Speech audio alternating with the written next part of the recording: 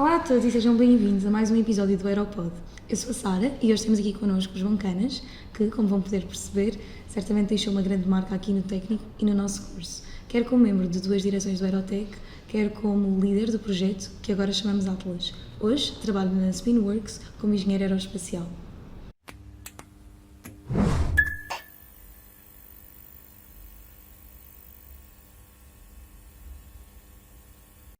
Então, começando com as perguntas, acho que faz sentido que a primeira seja porque é que entraste em aeroespacial? O que é que te trouxe até cá? Assim, aeroespacial em particular, não houve assim um momento em que eu tivesse dito, ok, não, é mesmo este curso que eu quero, ou seja, eu quando era mais novo gostava bastante de física, gostava bastante de matemática, como a maior parte dos alunos que acho que vêm parar aqui ao técnico. Em termos de entre as várias engenharias é sempre difícil saber a diferença, especialmente porque no secundário temos pouca informação. Eu ainda assim tentei fazer um curso de verão no técnico para tentar perceber um bocadinho maior as diferenças, fiz também o mesmo na Nova para ter um termo de comparação. E pronto, depois fui descartando alguns dos cursos aos poucos e a certa altura pronto, descobri que tinham aqui aeroespacial, pareceu-me um curso desafiante e pronto, achei que ia ser um bocadinho diferente dos outros que estavam disponíveis. Na altura coloquei aeroespacial em primeira opção, depois tinha também mecânica, também parecia bastante interessante, eventualmente acabei por mudar mais para o lado de eletrotecnia, porque pronto, lá está, nós temos pouca informação e eu não sabia o que era programação, não sabia como é que nada disso funcionava porque temos pouca informação antes. E pronto, e acabei por vir parar aqui ao técnico e pronto, e fiquei bastante satisfeito com o curso.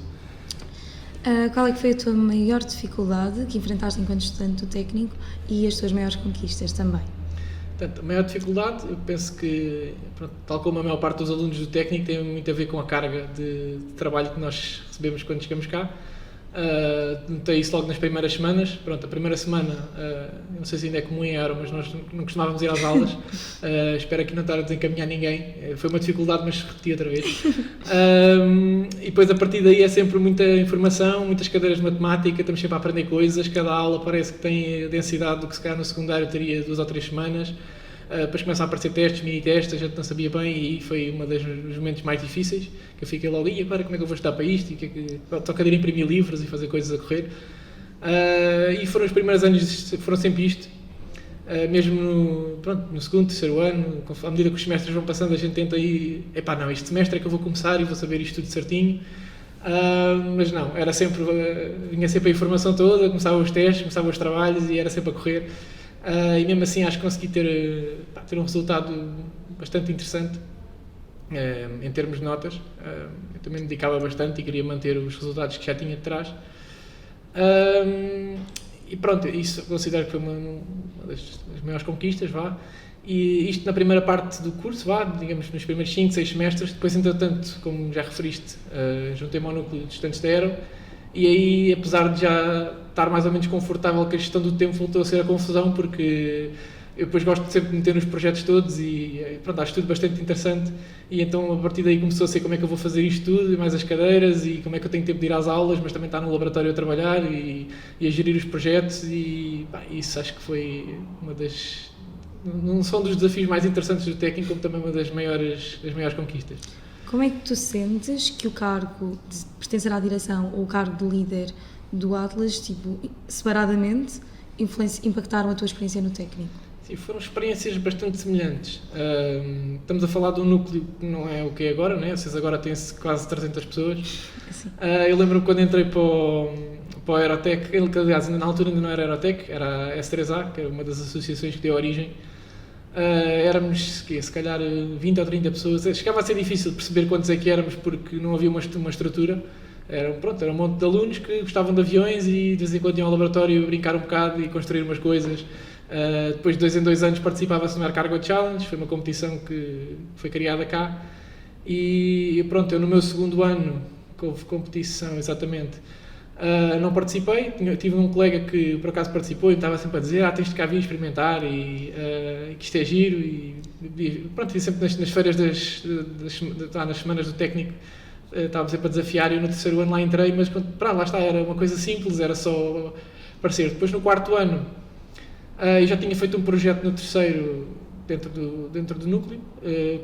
Falei com os colegas que estavam comigo nesse projeto e pensava, temos de participar no Air Cargo, aquilo é muito difícil, mas se calhar É uma experiência que era interessante, e ainda por cima na altura era feita por 6 alunos, hoje em dia é uma equipa grande, mas como a equipa nominal que era inscrita eram 6, nós normalmente só levávamos 6 pessoas, era o normal na S3A, e depois no núcleo nos primeiros anos também. E na altura a parte de liderar a equipa não foi bem uma decisão minha, foi um bocadinho uma reunião que nós tivemos todos. Eu por cima na altura estava em Erasmus, portanto foi tudo remoto, e estávamos cerca de se calhar 10, 12 pessoas, uns que já tinham participado, uns que estavam interessados, tinham ouvido o nome e queriam, e pronto, entretanto o pessoal votou assim um bocadinho o olho e disse, ele andou a falar com as pessoas, o gajo trabalha bem e tal. E pronto, mas pronto, como éramos 6 pessoas apenas, era um cargo de liderança, impactou, mas foi só uma primeira experiência, porque na prática eu fazia o mesmo que toda a gente, a única diferença que fazia enquanto líder era a parte das contas, que passava muito por toda a gente também, não eram valores muito grandes ainda, e a parte das inscrições, e depois na competição dar o nome e ir falar com a organização, tratar daquela parte do piloto. Ainda por cima o nosso piloto não falava inglês, tinha de ser eu ir para lá traduzir.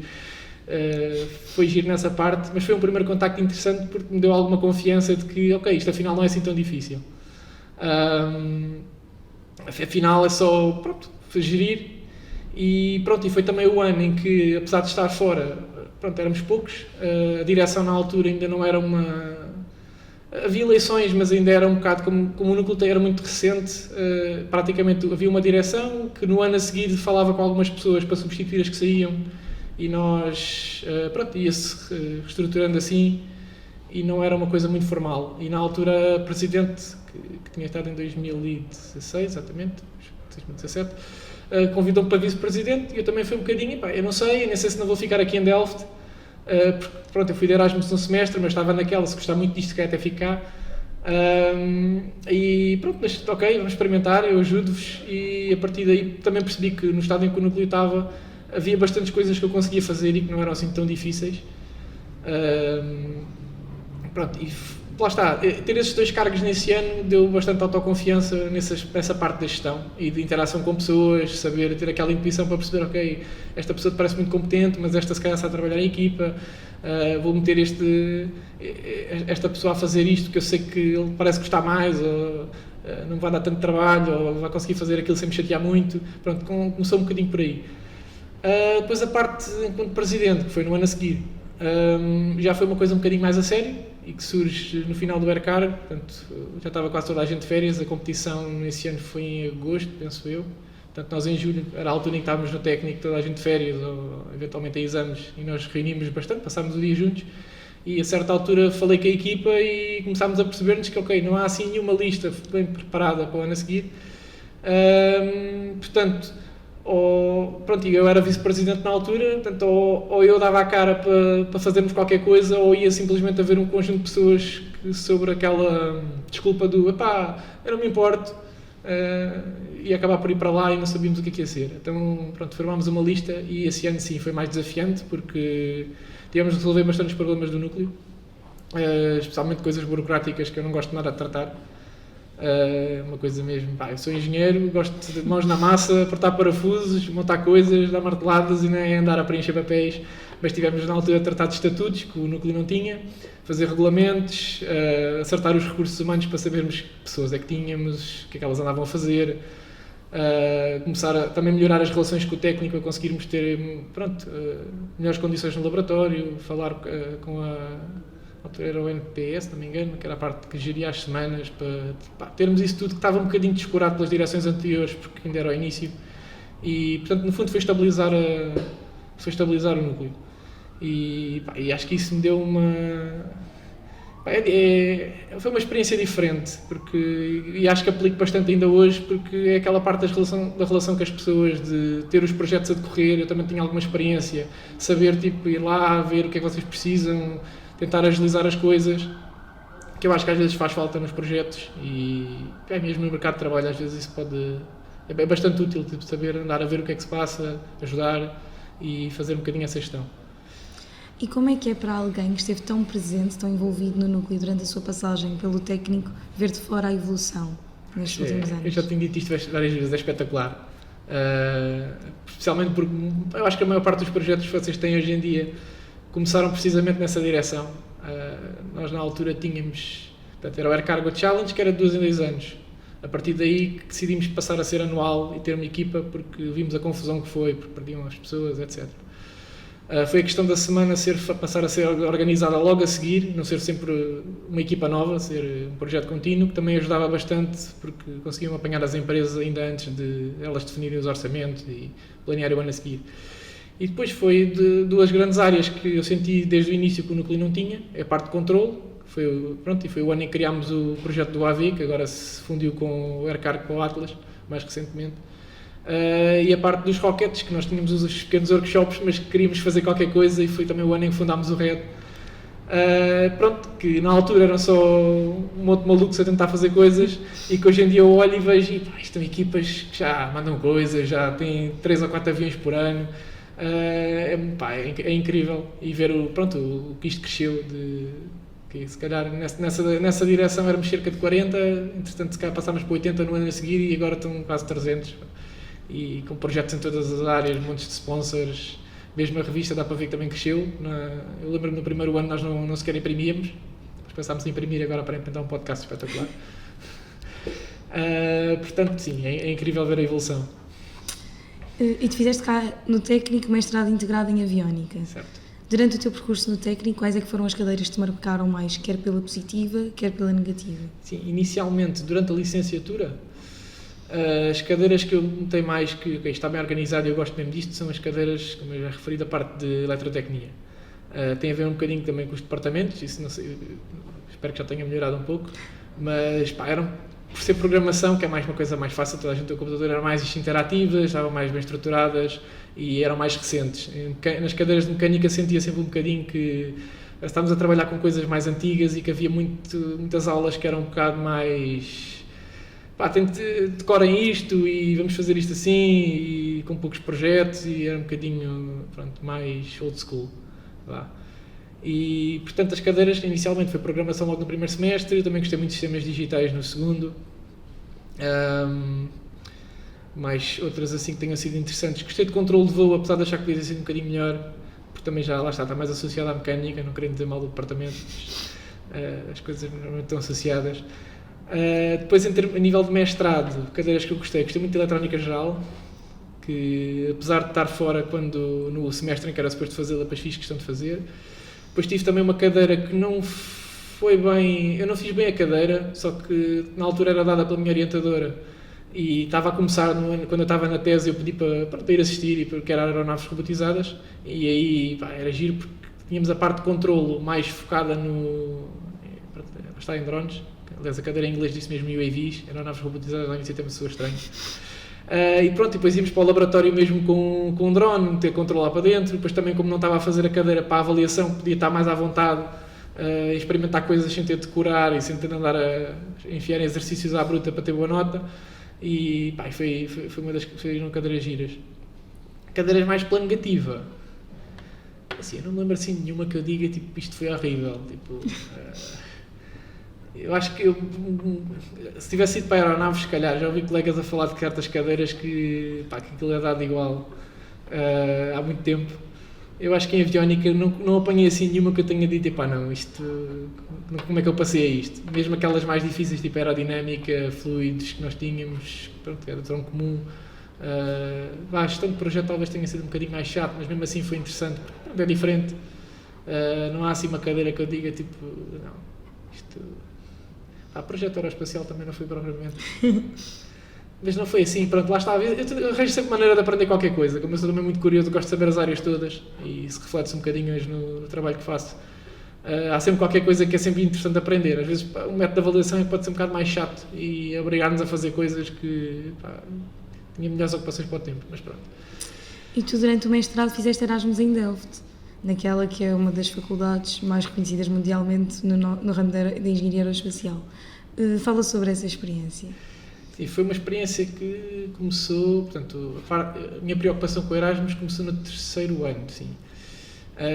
Também tem uma história engraçada, que, na altura nós, acho que era todos os anos, e não sei se ainda fazem isso, em Seminário Aeroespacial 2 tínhamos sempre vários alunos que iam lá falar um bocadinho da experiência e tal, e o professor Fernando lá dizia sempre, pá, vocês pegam e juntam aí uns trocos e vão viajar, conheçam os vossos colegas, vejam as universidades e pá, ajuda-vos a escolher e a conhecer e tal. E eu pensei, isto se calhar não é assim tão estúpido.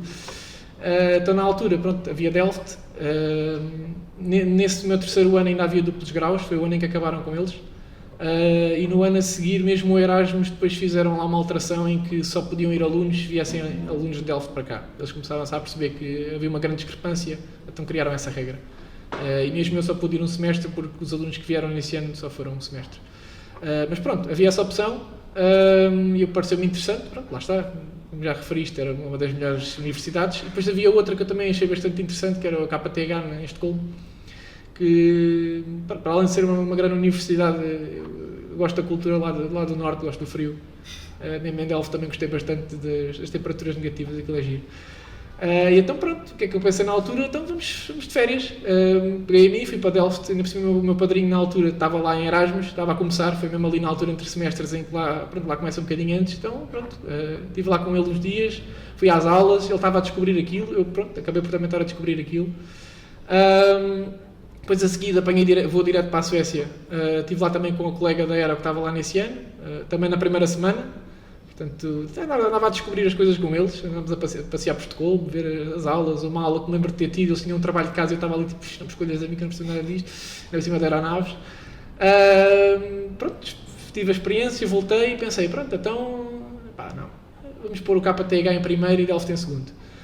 Na altura havia uma vaga, eu era o segundo, em termos de médias, pronto, eu tinha um Excelzinho bonito, agora acho que é um bocadinho mais compartilhado, mas na altura eu fazia mesmo as contas eu próprio.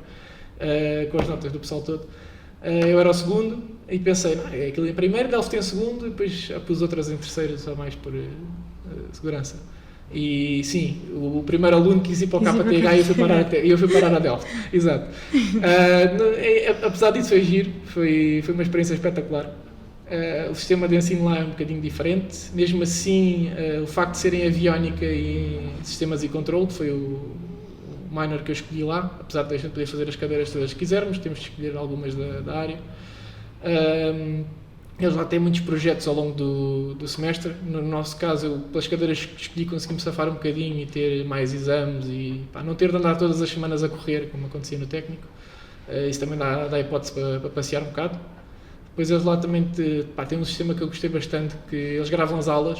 Aliás, não é nas disciplinas todas, mas têm mesmo uma associação, um grupo de alunos que havia aulas em que a gente chegava lá e estava lá um tipo com um joystick a ver um ecrã e uma câmara com um gimbal a apontar sempre para o professor com o microfone e depois a gente tínhamos tudo na plataforma, podíamos escolher, queríamos ver os slides, queríamos ver o professor, só não tínhamos de fazer perguntas, pronto. E era da aula desse ano, mas eu também nunca costumo fazer muitas perguntas, portanto era porreiro. Gostei bastante disso porque podia estar, podia maratonar uma cadeira num dia, se quisermos por assim. Isso dá bastante. No técnico não é uma coisa que é um bocadinho mais difícil de fazer. Em termos de dificuldade, não achei assim nada de diferente do que a gente costuma lidar aqui e deu para aprender bastantes coisas. Foi assim as maiores diferenças que apanhei. Tu, durante o mestrado, fizeste também um estágio de verão na CEIA. Como é que foi a procura por estágios e pronto, porque decidiste estagiar nessa altura? Calhou. Pronto, eu na altura já estava no núcleo, isso foi no 4º ano, portanto foi depois do Aircargo. Nós fomos para a Croácia em agosto e depois voltei, tive um mês até começar as aulas, parte foi preparar a candidatura para a direção do núcleo e depois houve outra parte que foi o estágio. Nós durante esse ano houve uma altura em que tínhamos um colega do núcleo que já tinha acabado, ele estava na tese e estava no CEIA e a certa altura mandou mensagem para o grupo, como ainda fazemos hoje, temos aqui uns estágios, o pessoal vai ter aqui um Open Day, vejam lá se conhecem aí pessoal da aviónica, porque nós não precisamos de pessoal da aviónica. E eu na altura digo sempre que sim a estas oportunidades todas, especialmente quando é para passear. Então na altura peguei mais 4 colegas do meu ano, temos todos num carro e fomos para o Porto um dia, saímos muito cedo, fomos lá, eles tiveram-nos a mostrar o CEIA, tínhamos a falar um bocadinho de nós, eles a mostrar o que é que tinham, depois disseram, pronto, temos aqui estágios e depois se estiverem interessados digam qualquer coisa, e eu não perco nada em dizer que é qualquer coisa, também não tenho tempo porque estava envolvido no Aircargo para andar a procurar mais nada, isto parece giro, vamos experimentar, pronto, e fui. Decidi estagiar porque lá está, porque é mais uma experiência, dá para aprender mais umas coisas. Já na altura também foi um bocado numa de eu não sabia o que é que quero também, vamos experimentar coisas, pronto.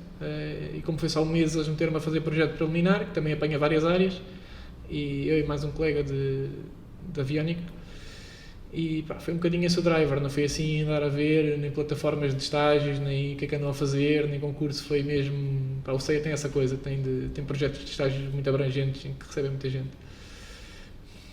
Não se termina o mestrado sem uma tese. Como é que foi o processo à procura de tema para a tese? Foram sugeridos temas? Foste à procura? Foi algo que apareceu naturalmente ou houve assim alguns percalços pelo caminho? Uma mistura de tudo o que acabaste de dizer. Eu andava, pronto, no primeiro semestre, além de andar entretido com as coisas do núcleo, que era o costume, andava também a ver se havia, pá, que opções é que tinha. Tinha a opção do CEIA, porque eles tinham dito, aliás, foi no primeiro semestre, logo a seguir ao estágio, que depois, pá, gostaram do estágio e que estão sempre a aceitar pessoas para teses, né, especialmente na área dos veículos não tripulados. Exato, não tripulados aplicados ao mar, portanto barcos e submarinos autónomos. Eu achei engraçado, portanto tinha essa opção segura. Depois eu já não me lembro quem é que foi, mas deram-me o contacto da GMV, que também andava à procura de pessoal para sistemas embebidos, e na altura cheguei mesmo a ligar a um engenheiro de lá e ele explicou-me, temos esta ideia de software em tempo real, etc, etc. E pronto, e acabou por não ser nada disto. Depois houve um dia em que eu estava no laboratório de engenharia aeroespacial, pronto, lá envolvido com os projetos e a tratar das coisas, e aparece um aluno de pós-doc, o professor, um ex-aluno de engenharia aeroespacial que trabalha no ISR e estava a fazer investigação, à procura de uma asa. E eu fiquei tipo, ok, pronto. A gente faz asas aqui, sim, mas o que é que... Porque eles queriam na altura, pronto, fazer um projeto que era com quadrirotor, mas com asas e fazer ali uns reforços em fibra para aquilo ficar. Aí eu, pronto, está bem. A gente ajuda. É aquele espírito que eu tenho de, vamos fazer, vamos resolver o problema, é engenheiro. E, estive lá eu, mais outro colega do ano abaixo do meu, neste momento está a fazer doutoramento. Estivemos lá, explicámos ele. Ele, entretanto, como era ex-aluno da Aero, também estava curioso. O que é que se tem feito aqui? Na altura havia APA, S3A, como é que é agora? O que é que vocês fazem, os projetos? Nós estivemos a contar, para a conversa em dia, E ele, a certa altura, disse: pronto, se quiserem, depois nós estamos lá no ISR em cima, na torre. Costumamos ter pessoal de fazer controle e projetos com drones e tal. Lá um dia deixa dar uma vista de olhos e tal. Eu... está bem, já aqui, quando é que lá vamos? Vamos lá os dois. Na altura a professora responsável pelo laboratório teve-nos a mostrar, fazemos isto, temos estas teses em aberto, e eu, pronto, normalmente arranjamos bolsas, também é um incentivo interessante, apesar que o da GMV acho que também era pago. Eu na altura, pronto, portanto, já estou como presidente do núcleo, portanto dá jeito a andar por aqui. É controlo, pagam, dá jeito. Isto é giro, tem drones, tem robôs, tem coisas fixe. E pronto, aceitei e fiz a tese no ISR. Na altura foi era a continuação do desenvolvimento de um controlador que o meu orientador estava a trabalhar e que era um dos artigos que ele tinha publicado. Eu achei interessante, MATLAB, depois até havia a parte de aplicações, aplicar aquilo a gimbals e a drones e coisas, apesar de não ter feito experiências práticas depois, mas era virado para aí. E pronto, e a escolha foi um bocadinho assim, veio praticamente ter comigo. Eu já estava quase para escolher uma das outras opções quando surgiu esta, e foi muito giro. Para além de todo este percurso incrível que estivemos a falar até agora, que tiveste no técnico, tu também és atleta de triatlo há mais de 20 anos, já tendo inclusive conquistado vários prémios pelo Sporting. Como é que tu fazes essa gestão do teu tempo? Como faço tudo o resto. É assim, por um lado é um desporto individual que ajuda, apesar de termos muitos treinos marcados, mas o meu dia por norma é sempre a correr. Isso aí acho que dá para perceber, quer pelos projetos, quer pelo facto de estar no técnico, acho que já é uma coisa base. A minha forma de gerir é sempre tento ver o que é prioritário. Primeiro, o trabalho, não é óbvio? Se formos a ver hoje em dia, se for durante o curso, não tanto, porque dá para gerir entre as duas coisas. Tipo, se faltar uma aula, não morro. Se faltar um treino, também não morro. Mas tento sempre ir gerindo, ver o que é prioritário para cada semana. O meu dia-a-dia, por norma, é treinos de manhã e ao fim do dia. Pelo meio, se as aulas forem à tarde, estudo de manhã, se as aulas forem de manhã, estudo à tarde. Pronto, sendo triatlo, normalmente a gente faz a natação de manhã, e isso aí convém ser todos juntos, porque é na piscina e é horários e tal. Para correr é quando eu quiser, andar de bicicleta é ao fim de semana. Agora, pronto, com a flexibilidade do horário eu tenho conseguido meter isso também durante a semana, porque se eu preciso um dia na empresa, não se chateia se eu ficar em casa e aparecer só à tarde. É uma vantagem do trabalho que tenho agora. Pronto, e passa um bocadinho por aí, é a gestão do tempo, e eu gosto muito daquilo que faço, e portanto não me custa acordar cedo para ir nadar, porque eu sei que é uma coisa que eu vou gostar de fazer. Da mesma maneira, também não me custa acordar para ir trabalhar, porque é uma coisa boa de quem gosta do que faz. E a minha ideia sempre é fazer coisas. A ideia é, eu digo sempre ao pessoal, é fazer, porque isto parado não rende.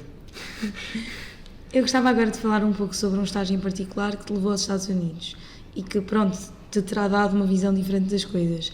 Ao sair da Europa, de certo encontraste maneiras diferentes de trabalhar, naquela que foi, se bem entendo, a tua primeira experiência de trabalho depois do curso. Como é que este estágio surge na tua vida? Este estágio surge... Eu estava a fazer a tese, aliás, eu fui para lá, ainda não tinha... Eu entreguei a tese no caminho, é outra história também interessante. O meu padrinho tinha feito estágio lá no ano antes, portanto ele é mais velho, né? Assim que os padrinhos académicos funcionam. E tinha ido para lá, portanto, na altura em que eu estava na tese, eu já tinha atrasado um semestre e estava naquele modo de, eu vou acabar isto em julho, não há hipótese, não vou continuar isto para sempre, portanto vamos arranjar coisas. E abriram isto foi através da FCT, aqui em Portugal, que eles têm um programa, eu penso que ainda hoje continuam a ter, de estágios com a NASA. E pensei, pronto, não perco nada em concorrer, isto é mais uma experiência que há de ser interessante. Eu na altura já devo ter a tese despachada, esperava eu. Concorri, tinha vários projetos também na área da robótica e do controle, que era aquilo que eu estava a trabalhar, e vamos experimentar. Pronto, eu não sei o que é que vou fazer a seguir ao curso, portanto isto é uma opção. Concorri, entrei, entretanto lá está, a tese continua a atrasar. Por acaso, o dia que eu tinha a viagem para os Estados Unidos era o último dia para entregar a documentação, portanto eu acabei por entregar a tese no meio da escala em Dublin, acho eu, uma coisa assim. Estava no aeroporto com o computador, o meu orientador a acabar de rever coisas e eu, bora. E depois ainda tive de vir cá para fazer a defesa, no meio do estágio. E é como estás a dizer, assim, uma maneira de trabalho diferente, foi uma experiência assim, diferente do que eu estava habituado aqui, pelo menos, mas por outro lado também mostrou que a engenharia lá não é diferente da engenharia aqui, no sentido em que fazemos todos a mesma coisa, uns com mais dinheiro, outros com menos, uns com mais recursos, outros com menos recursos, línguas diferentes, mas eu estava lá a fazer coisas semelhantes ao que fazia cá no núcleo. Apesar de que, pronto, aqui é para ir ganhar uma competição ou tentar pelo menos participar, e lá era um projeto preliminar para qualquer coisa que um dia vai para Marte, por exemplo. Estava num projeto bastante off, não é daqueles projetos principais, não era um Perseverance, não era um helicóptero para Marte, não era uma coisa para a ISS, era um projeto na altura era um rover, mas era à base de treliças e cabos para aguentar a aterragem sem paraquedas. Era uma coisa assim bastante nova, e eu achei interessante o projeto. Estive lá a tentar desenvolver uma versão nova, portanto acabei por ter de aplicar mecânica, portanto usar impressão 3D, nunca tinha usado, aquilo foi o meu primeiro contacto. Depois tinha a parte de controle, onde ia escolher placas, onde ia escolher motores, fazer ligações, projetar aquilo tudo. Acabei por aplicar também uma parte que já tinha desenvolvido um bocadinho no núcleo, que tem a ver com a parte do marketing, que na altura também não era muito forte, e portanto eu sempre que havia uma área que era um bocadinho mais descurada, eu tentava investir para melhorar, porque quando as coisas não existem é fácil fazer qualquer coisa bem, depois melhorar os próximos filhos. Portanto aí também acabei por explorar essa parte, porque tínhamos muitos estagiários, o pessoal gostava sempre de ir andar a ver os laboratórios uns dos outros, fazíamos apresentações uns para os outros, aquilo era giro. Depois no final tínhamos uma ação de pósteres, eu por acaso, era dos poucos que tinha qualquer coisa para mostrar física, sem ser tipo só um estudo ou contas, portanto acabei por desenvolver um bocadinho essa parte, que também já trazia do núcleo das feiras de empresas e dessas coisas onde a gente costuma ir. Mas pronto, por outro lado, a conclusão com que eu fiquei foi, isto não é a engenharia é igual à que fazemos em Portugal. Portanto, estou aqui nos Estados Unidos, no meio do Silicon Valley, mas a malta continua a apertar parafusos, não há, na por cima são inches, que é pior, nesse aspecto. E pronto, também foi uma experiência gira para passear, porque eles em termos de California, pá, têm muita oferta e temos ali aquelas cidades todas dos filmes, né? Los Angeles, Las Vegas, Yosemite, lá em termos de parques naturais, praia, poder ir às montanhas e à praia no mesmo dia, foi assim esse aspecto foi giro. Depois como fomos 6 alunos ter 5 do mesmo ano e 1 do ano abaixo, portanto conhecíamos todas as aulas, portanto aquilo era sempre, eles diziam que os portugueses, porque por exemplo aquilo também junta vários países, era sempre o pessoal que andava sempre a festa, nos fins de semana tínhamos qualquer coisa, e foi giro nesse aspecto. E qual é que foi, desde que entraste no mercado de trabalho, o emprego que mais te marcou? Houve algum projeto que tenha sido, pronto, assim, particularmente memorável? Sim, um projeto mesmo, não há assim aquilo que eu diga que foi, tipo, isto foi... Eu também tive, trabalho há 4 anos, né? Foi os tais 6 meses na NASA, foi um projeto marcante, como é óbvio, já expliquei. Depois foi 1 ano e meio na UAVision, em Torres Vedras, muito associado àquele projeto dos drones para vigilância florestal, que tem passado aí várias vezes nas notícias, mas aí foi sempre muito numa de pequenas coisas sobre o projeto, seja um software de comunicações, seja a dar a fazer a gestão da logística, mesmo a parte de produção também, a certa altura tive. Nunca foi um projeto que tenha-se pegado do início ao fim, tipo uma tese, por exemplo, e acabei por sair. O projeto ainda continua, ainda hoje em dia, mas pronto, não há aquela coisa que eu diga, eu concluí isto e tal. Agora na Spinworks, eu estou lá há quase 2 anos, tenho um projeto que foi o que me levou para lá, que tem a ver com é mais ou menos monitorização do oceano, utilizando câmaras e gimbals para depois montarem drones em projetos maiores. Só que pronto, ainda não terminámos, esse é um projeto que eu também gosto porque é o meu projeto lá, apesar de eu trabalhar em várias coisas, é aquilo que está assim mais ligado àquilo que me levou lá. Mas não há assim um projeto que eu diga, isto foi tipo mais espetacular, eu fiz isto foi do início ao fim, porque ainda não acabei assim nenhum de uma forma, com uma dimensão maior. Em termos de núcleo, sim. Se for um bocadinho mais para trás, ter cargos, como coisas assim do género, sim, esses foram marcantes. Mas pronto, no mercado de trabalho ainda não chegou àquela parte em que eu diga, acabei um projeto e isto está a correr mesmo bem, vamos para o próximo. Fala um pouco sobre o teu trabalho na Spinworks. Tu trabalhas lá há quase 2 anos, tipo, o que é que tu fazes lá ao certo? Assim, eu na Spinworks faço bastantes coisas. Tem um bocadinho a ver com o meu perfil, não é? Eles, na altura, quando me contrataram, eu acho que deve ser até hoje a pessoa que por mais entrevistas teve e que mais departamentos passou, porque o currículo dava para muita coisa. E eles, na altura, eu lembro-me que não estavam naquela, o que é que a gente vamos pôr este gajo a fazer? Isto...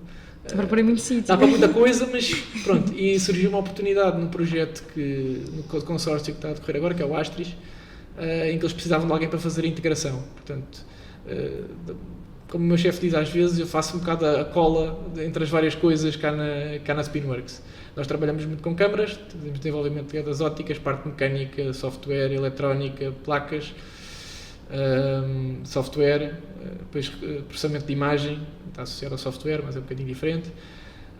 E eu faço, no fundo, o que falta aí na parte do meio, ou seja, o meu dia-a-dia anda muito à volta de, por exemplo, temos uma placa de desenvolvimento e temos uma câmara e temos um cabo que alguém arranjou, mas precisamos de testar num drone. Então é preciso pôr aquilo dentro de uma caixa, normalmente impressão 3D, que é o que tenho mais facilidade em fazer. É preciso fazer ligações para termos potência, é preciso ter ligações das câmaras para as placas.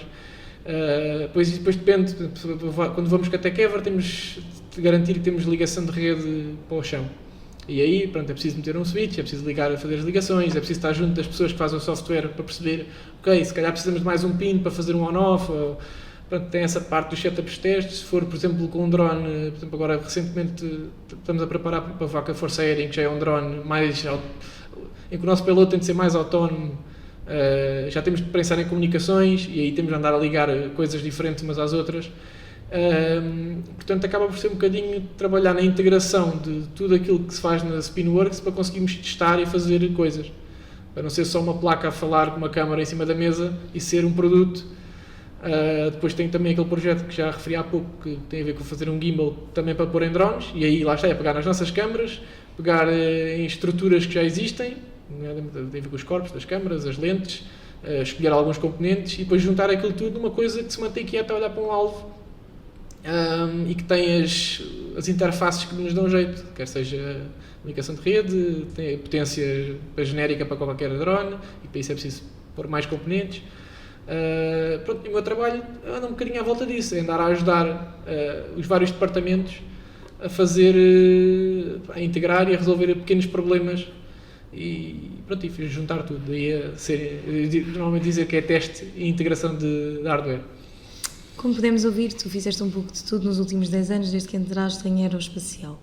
Que conselhos é que tens para dar a alguém que esteja perdido, sem saber, pronto, qual é que é o próximo passo, que passo dar a seguir?